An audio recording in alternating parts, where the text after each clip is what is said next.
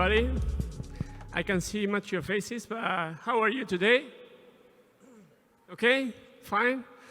Well, just 10 minutes. So I'm glad to be here. Thank you, Barcelona Health Hub, for inviting us. I want to talk to you about innovation by design. I will talk to you about digital experiences and how to impact in the patient journey.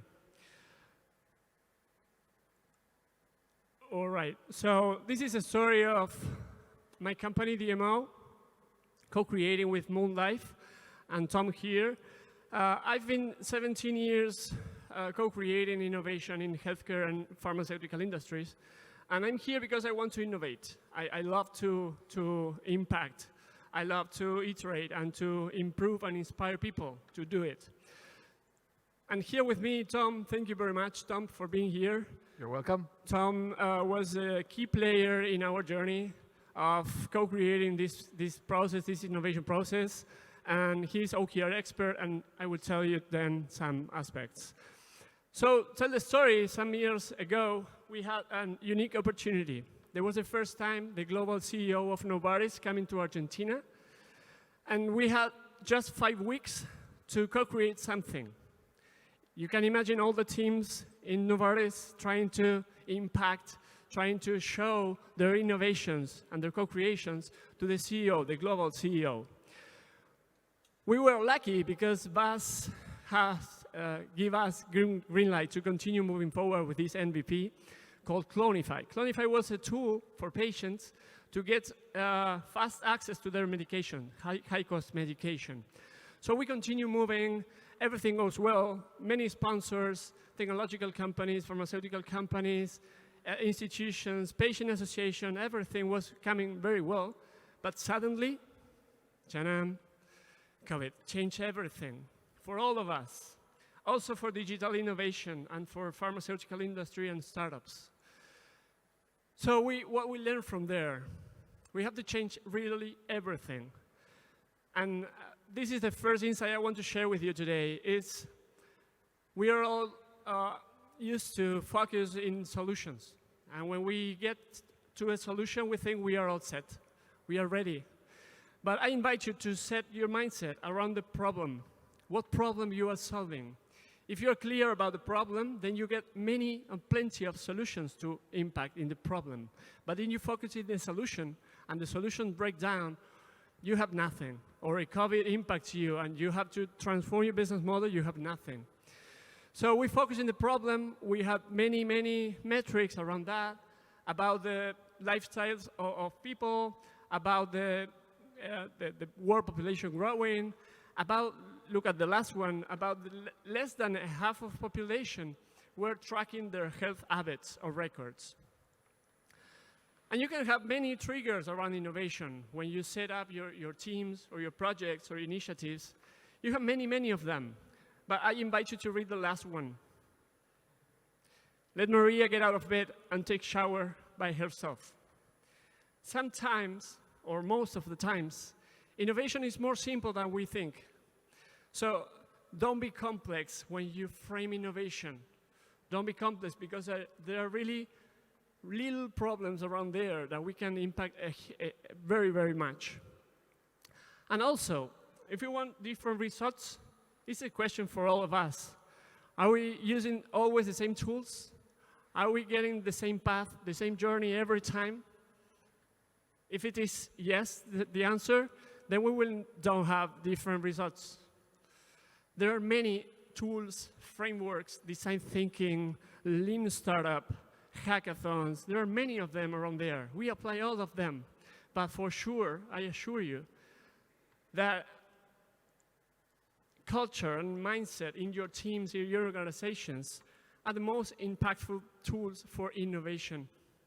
If they are not correctly set, all the process will be messed up. So here's some question about. For me, innovation is not a journey of success. It's a journey of failure. So how fast are we to fail? That's the question. How fast can we move forward and fail another time? How much are we ready to change? You have to be clear, really clear about this in your teams, in your organizations, to change something. And the last one, how do we measure innovation? That's a really important thing, because if you don't measure, you can't manage. And here, for us, and Tom and his team was key players and partners in our process of co-creation of this kind of projects, because OKRs is a really good framework to connect the result and the process. I'm talking to you about the process. It's more important the process and the result. And OKRs, more than metrics, just metric KPIs, connect the process with the result. If you just have KPIs, you can accomplish them, but then you have nothing behind. You don't have a new process behind, a new mindset behind. You just get to a KPI. But in this framework of OKRs, I assure you, you can connect all that. Also, have an intervention in your tools. It's a kind of innovation. Don't use the tools as they are. Put them to work to you and not you to work to the frameworks or the platform you use. So Tom, I want you to ask about some insight in the OKR world. Thanks, Martin. Yeah, the key insight could be that innovation is also about execution. And frameworks like this could help us reduce the gap between the long-term planning, the mission, to what has to be done in the next 3 months. So the takeaway could be the fastest we fail, the fastest we learn. Yeah, sure. As I mentioned before, that's very important. Tom, thank you. Gracias. Gracias also. The fastest we fail, the fastest we learn. And innovation process are process of failure and learning. Yeah? And you have to do this not by yourself and your teams. You have to be simpler, as we told before. You have to focus on the solution of the problem and not the solutions. You have to use many templates, but aligning really strong in the mindset and the culture and have impact on thousands of people. This is the adoption. We don't want to understand innovation as creating another app that nobody uses, right? Isn't it? We all of us want to do something, some projects, initiatives that people uses, patient uses, HCPs, HMOs, everyone out there uses and takes some of this. So Moonlife, 4 years after those visits of the global CEO of Novartis, transformed everything. Moonlife is a solution for people, not for patients, for people who want to improve their quality of life.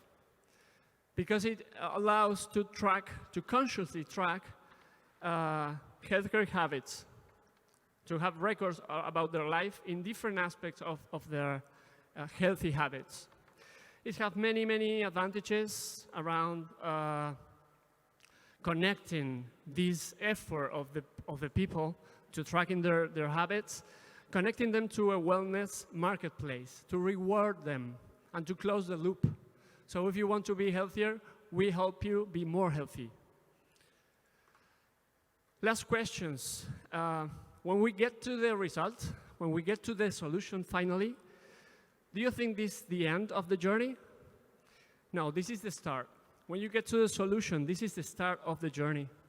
You need to push it forward. You need to have leaders in your teams to lead the process, move forward.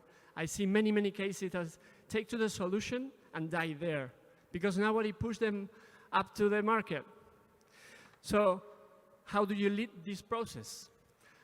How do you measure you keep on track, OKR or many other platforms or frameworks? And how often do you iterate or pivot? If you have strategies like 1 year or 2 years after, it's too much time. If you're making a mistake, you need to be faster. This is our framework to co-creation we call co-create, in where in 3 months you can get through the three main steps of innovation: discovery, co-create with the teams and stakeholders, prototype it, learn from there, and have a minimal viable change. I'm talking about change, about process, not results. MVPs talk about results. We have an MVP. I want you to take this. This is minimum viable change. It's like a new concept around there. And it's more about the process, not around the result. And so, remember, innovation is not only about the case itself, the result, the outcome, or the end goal. It's about the process itself, what you change in that, and what you build from there for the future. Thank you very much for listening.